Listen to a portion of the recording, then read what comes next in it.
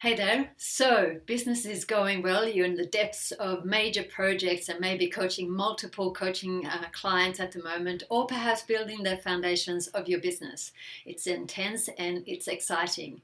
You know you should be working or spending more time on the business and adding more healthy habits in your day, but the vortex of creating momentum in your business is just pulling you in.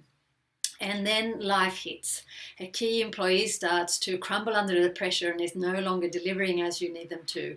And perhaps on top of that, a close relationship has become wobbly, perhaps even your marriage.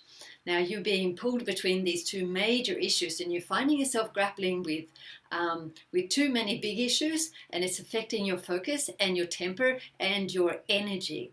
So this is the life of entrepreneurship, right?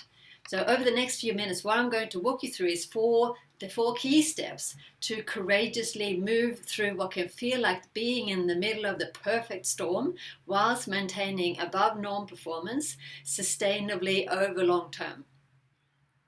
So my name is Jess, and I'm the founder of Jess Dalberg Coaching, and I coach entrepreneurs in high performance habits so that you can create greater success and happiness in your life, and also have and create that lasting business. So I work with entrepreneurs who are already performing, but are really looking to go that next level. So over the next few minutes, I'm going to walk you through the four key steps to courageously moving through what can feel like the perfect storm. Now, not getting these key steps right is going to cause us to fall back into bad habits. You know, I hear my clients saying things like becoming reactive, demanding, distracted, working at top speed with no rest, or they believe that they are the only ones that can solve all the issues in the business, and the list goes on. Now, the cost is high. Lack of sleep, morning routine is out the door, and you're losing sight of the big dream and choosing Uber Eats and Netflix over exercise and doing your home cooking. And so you become more and more tired and feeling out of control and overwhelmed. So you hesitate in making the big decisions. You know that you are not at your best, and it's becoming obvious that life is asking you to make a real and true commitment to courageously shifting into doing what you know works best and fast. So what should you do? Well, here are the four key steps to bringing you back into courageous action when you are deliberately facing risk, uncertainty, and even emotional exposure, and you're doing that head on.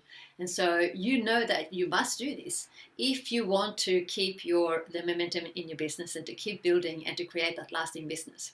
So what are these four key steps? Well, the first one is, as always, acknowledge that you are not operating at your best. It is so important to just take a step back and realize that I am not feeling my best, I'm not doing my best, there's something that has to shift. So that is always going to be the first step. Secondly, having done that, I'm going to give you three high performance, what we call sentence starters, that I love for you to write down and to finish them off.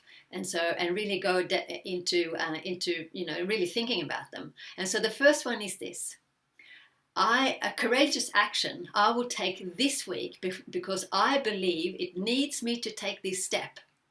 So that's number one. Number two, another courageous action I will take this week because someone I love needs me to take that step. And the third and final one is another courageous action I will take this week because my dream requires it of me. So pause the video, write them down, and journal your answers. Really get in there. Take some time to think it through, prepare and plan for when you're going to do those things. And then step number 4, do it. Just step in there and do it so that you can bring yourself back to becoming, being that optimal self that you really need to be if you're going to make it into the second part of this year. So what really separates high performers from others is the willingness to hold themselves accountable, and not just to do things, but to do things with excellence. And it's not something that we turn on and off. It's a way of being. It's an identity. And so that's really important. And it's not about perfection or being perfect. It's about excellence, being committed to creating something better, a better future because of your service or because of your product. So if you found this useful, come join my Facebook group. It's called Conscious Ambition, and it's full of entrepreneurs just like you. And in there we share and learn from each other as we work to build our businesses. And you will get some free high performers tools and content and tips from me in the lives that I'm sharing in there. So I'd love for you to join. And so, yeah, hopefully this was helpful, and I'll see you soon.